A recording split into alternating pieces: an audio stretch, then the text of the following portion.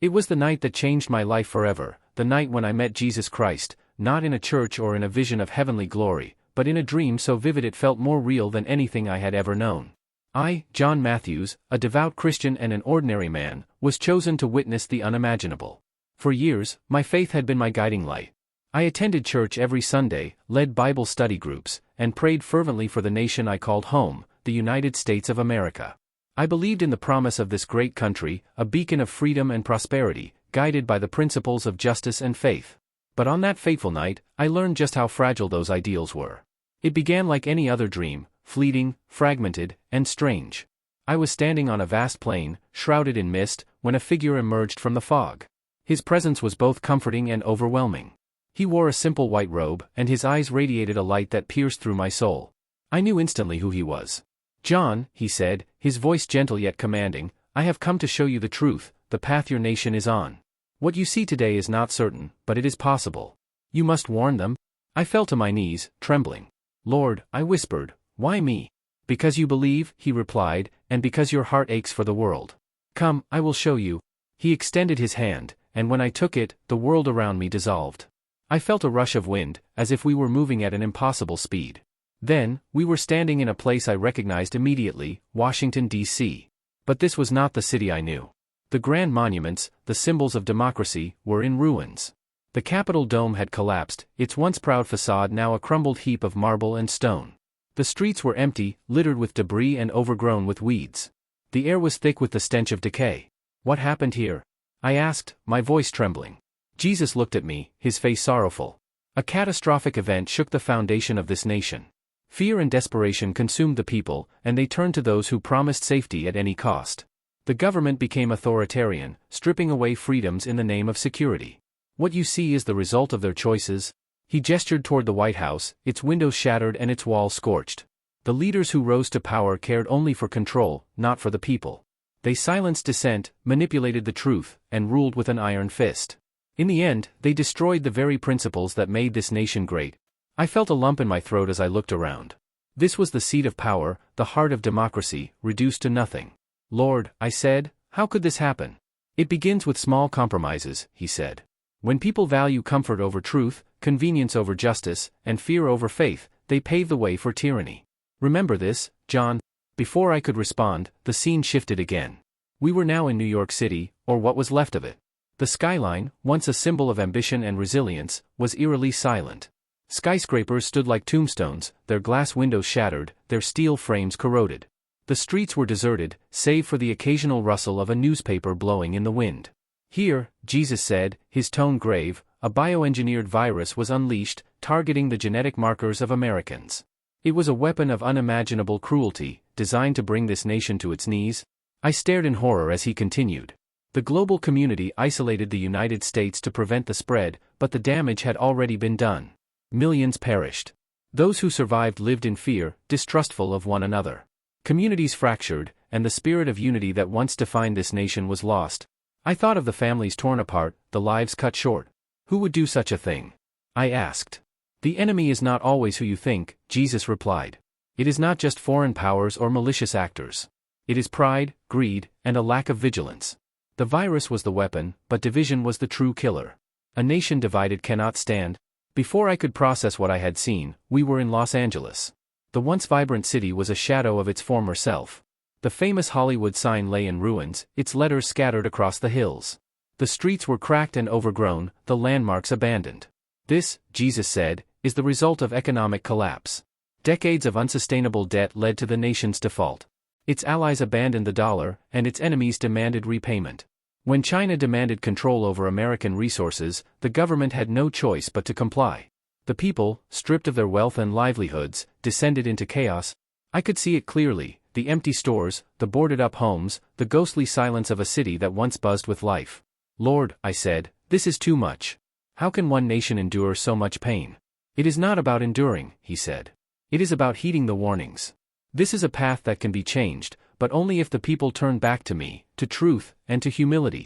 As the visions faded, we returned to the plain where it had all begun. Jesus looked at me, his expression both hopeful and stern. "John," he said, "you have seen what could be. Now, it is your duty to warn the people. Tell them what you have seen. Tell them to turn away from pride, greed, and division. Tell them to seek me before it is too late. I woke up with a start, drenched in sweat. The morning sun streamed through my window, but the weight of the dream remained. I knew what I had to do. My journey had just begun. I sat up in my bed, gasping for air, my heart pounding as though I had run a marathon. The dream was still vivid in my mind, every detail etched with the clarity of daylight. I glanced at the clock on my nightstand, 4:17 a.m.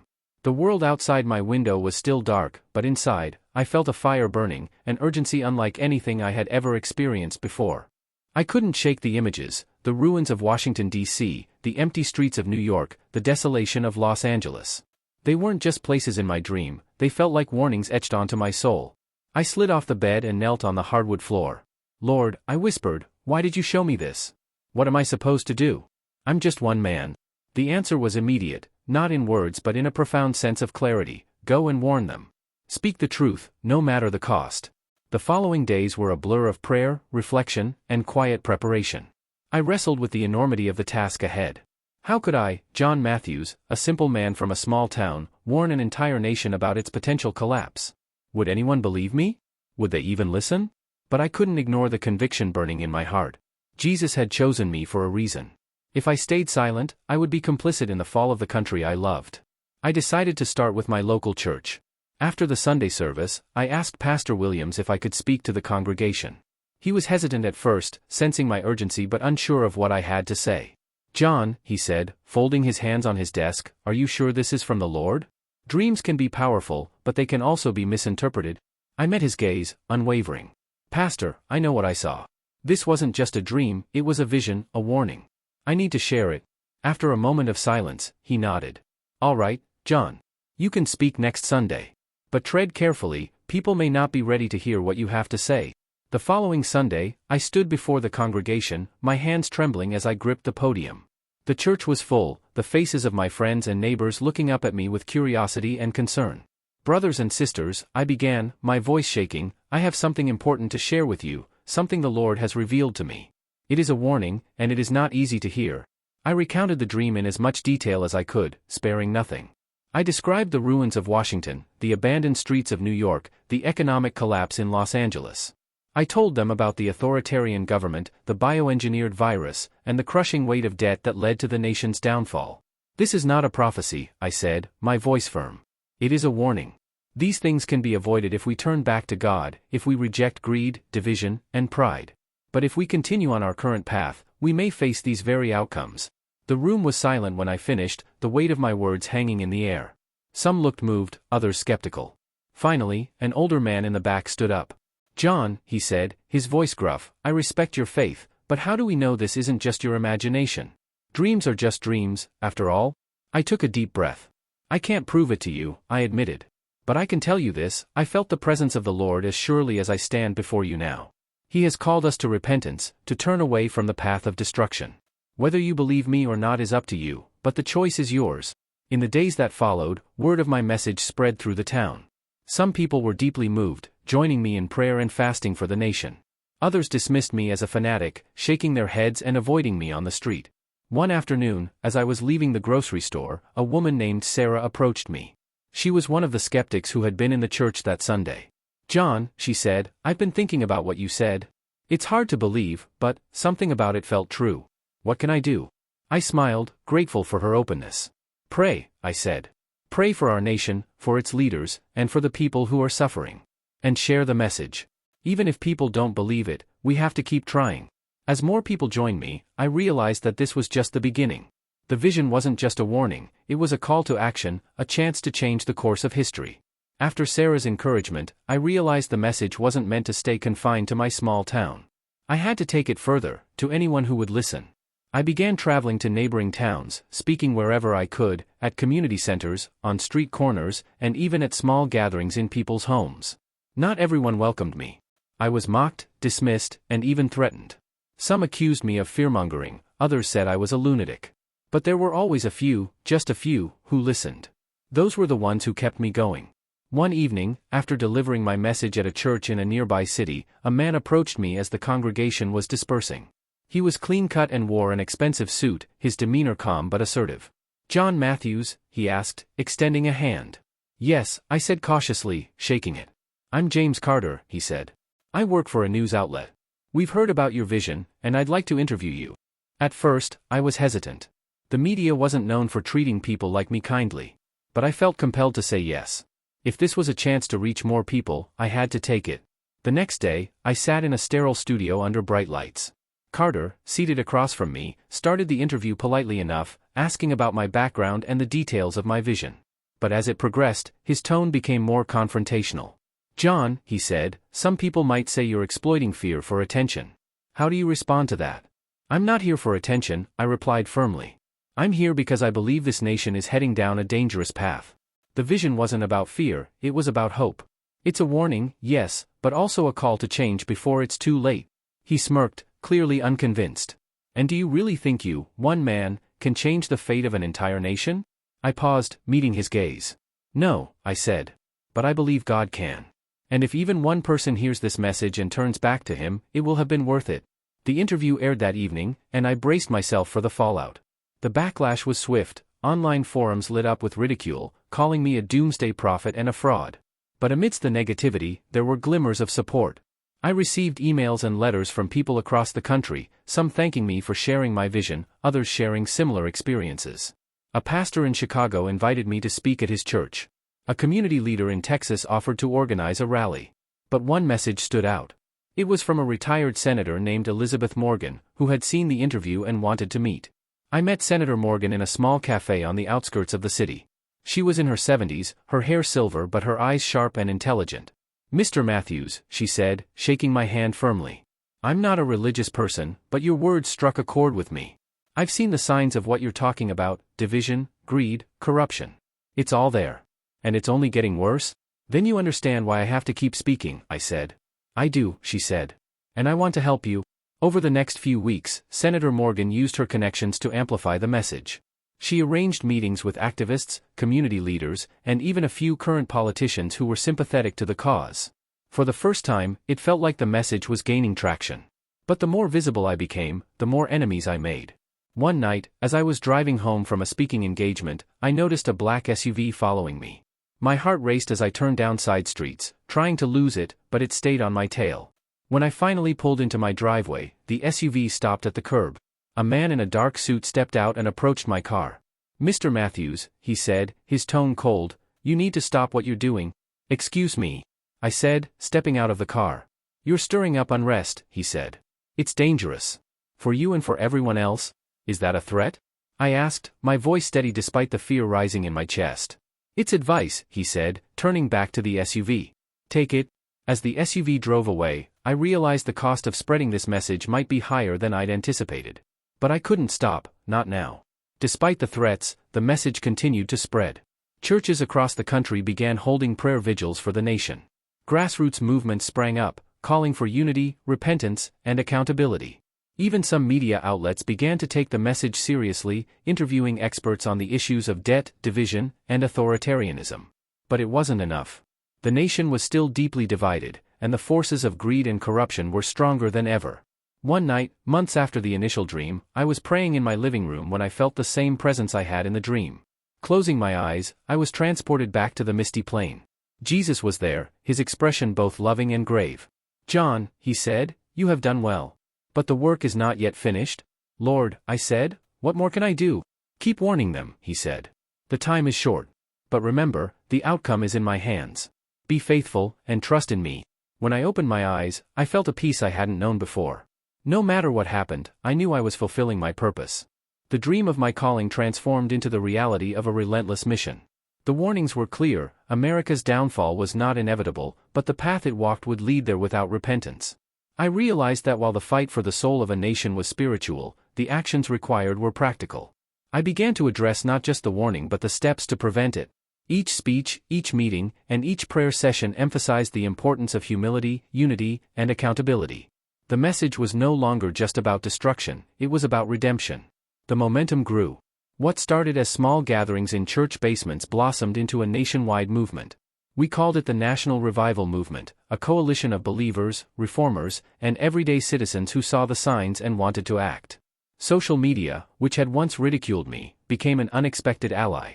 Videos of my speeches were shared widely, and hashtags like #TurnBackAmerica and #OneNationUnderGod trended for weeks. News outlets couldn't ignore the groundswell of support. But the movement wasn't without its critics. I was invited to debate a prominent political commentator on national television. The stage was set, a packed audience, bright lights, and a host eager to stir controversy. My opponent, Dr. Alan Greaves, was a respected political analyst and an avowed atheist. "Mr. Matthews," he began, leaning forward, "you've rallied thousands with your message of repentance. But let's be honest, do you really believe prayer and faith can solve America's systemic problems? Isn't this just a distraction from real solutions?" I took a deep breath, praying for wisdom. "Dr. Greaves," I said, "faith is not a distraction, it's the foundation. The issues we face, division, greed, corruption, aren't just political or economic. They're moral and spiritual. Without addressing the heart of the problem, any real solution will be like patching a sinking ship." The audience murmured, and I pressed on. "But this isn't just about faith. It's about action inspired by faith. It's about holding leaders accountable, rebuilding trust in our communities, and valuing people over power. That's what the movement is about?" Greaves smirked, clearly unconvinced. "And what happens if your warnings are wrong? If this vision is just a dream?"